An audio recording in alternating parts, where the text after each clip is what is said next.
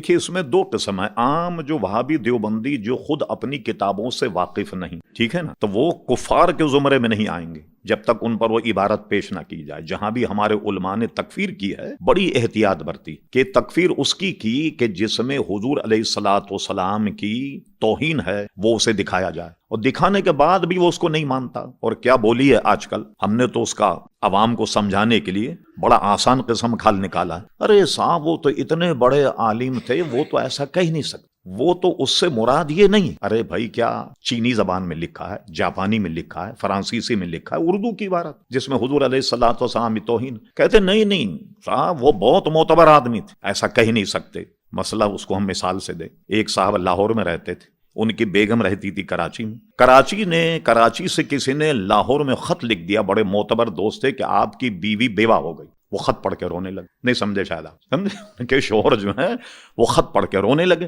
انہوں نے کہا پاگل ہو گئے، تم زندہ ہو تو بیوی کیسے بیوہ ہو گئی؟ کہنے لگے یار بات تو تم ٹھیک کہتے ہو، مگر جس نے خط لکھا نا وہ بڑا معتبر آدمی، وہ جھوٹ نہیں بول سکتا. یہ کیس ہے ان کا، سمجھ گئے آپ کہ صاحب صریحاً عبارت آپ دکھائیے کفریہ. کہتے ہیں کہ صاحب نہیں وہ تو بہت معتبر آدمی، بڑے آدمی، تو ایسا تو لکھ ہی نہیں سکتے. اور یہ طبقہ یہ ہے کہ خالی درود و سلام میں الجھا ہوا ہے، تو اس کی تکفیر ہم نہیں کرتے. تکفیر کب کرتے ہیں کہ باضابطہ ان کی عبارت دکھائی جائے، یہ ہے آپ کے مولوی عالم نے یہ لکھا ہے یا نہیں؟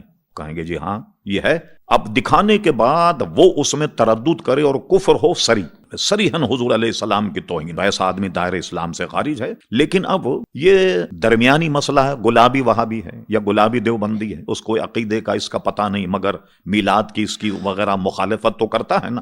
تو آدمی تو شبہ کی چیزوں سے بچتا ہے. آپ بازار میں جائیں، جاپانی کیٹی لینی ہو تو 10 دفعے آپ اس کو گھس کے دیکھتے ہیں کہ جاپانی ہے یا پاکستانی تو نہیں ہے. کوئی خواتین ہماری دال چاول لینے جائیں تو اس کو بھی ہاتھ میں دیکھتی ہیں کہ بھئی یہ کوئی بہت پرانی تو نہیں، کیڑا ویڑا تو نہیں لگا ہوا.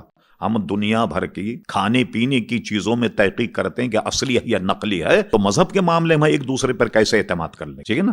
لیکن اس میں اتنا تو کہا جائے گا کبھی بچنا ضروری ہے ان کے پیچھے. اور جو ایسے لوگ جو نماز پڑھائیں تو کچھ تو ان میں دینداری ہے نا، جو نماز پڑھاتے ہیں. ہمارے نزدیک ممکن نہیں کہ اپنے لوگوں کی کتابوں سے وہ واقف نہیں، اور جو انہوں نے کتابیں لکھی بہت غیر محتاط گفتگو کی. یہ نہیں کہ حضور علیہ الصلوۃ والسلام کی توہین کا ہی مسئلہ، بلکہ اور بھی جو ان کے مسائل ہیں بے انتہا انہوں نے اس میں زیادتی سے کام لیا. مثال کے طور پر اشرف علی تھانوی صاحب کی بہشتی زیور اتنی مشہور ہے ہمارے یہاں کہ ہمارے سنی بھی شادی میں اپنی بیٹی کو دینے لگ گئے بہشتی زیور. یہاں تک کہ جہیز کا بہشتی زیور الگ چھپتا، ذرا خوب مرقع اور مسجع، نہایت خوبصورت اچھے کاغذ وغیرہ. تو اہل سنت نے اپنا سنی بہشتی زیور نکال لیا کہ بجائے وہ دینے کر کے یہ دو. اب اس میں آپ اگر پڑھیں تو اشرف علی تھانوی صاحب نے شرک کا باب باندھا. ٹھیک، اس کے نیچے جتنی بھی چیزیں وہ سب شرک ہیں. صحرا باندھنے کو بھی شرک لکھا. اب آپ بتائیے کہ صحرا باندھنا جو ہے وہ بھی شرک. ارے بھائی کیا اللہ کے صحرا باندھا جاتا ہے؟ معاذ اللہ، جو بندے کے باندھنا شرک. بھائی شرک تو وہ ہوگا جو معاملہ اللہ سے کیا جائے، وہ بندے کے ساتھ کیا جائے، شرک تو وہ ہوگا. تو اشرف علی تھانوی صاحب نے بہشتی زیور میں صحرا باندھنے کو بھی شرک لکھا. اب میں خالی بات سمجھانے کے لیے کچھ ہم لوگوں نے ایسے ذہنی طور پر کچھ مسائل ایسے رکھے جس سے آدمی جو ہے وہ ذرا ہمارے مقدمے کو آسانی سے سمجھ لے. اس لیے کہ عوام کو سمجھانا ہو تو علماء کو تو نہیں سمجھانا ہو. تو وہ کہتے ہیں کہ کوئی، اب تو خیر رواج ہی ختم ہو گیا، کوئی صاحب دولہا صحرا باندھ کر کے جب آئے تو قاضی صاحب تھے بد مذہب کوئی، انہوں نے کہا توبہ توبہ توبہ یہ شرک ہے. کیا حضور علیہ السلام نے صحرا باندھا؟ کیا صدیق اکبر نے صحرا باندھا؟ کیا خلفاء راشدین نے صحرا باندھا؟ یا امام اعظم نے صحرا باندھا؟ اتارو اس کو. دولہا بڑا ہوشیار، اس نے صحرا اتار دی. اب انہوں نے نکاح پڑھایا. نکاح پڑھانے کے بعد دولہے کے ابا نے جیب میں سے نکال کر کڑک کڑک نوٹ 1000 گن کے جب قاضی کے ہاتھ میں رکھے، دولہے نے قاضی کا ہاتھ پکڑ لیا.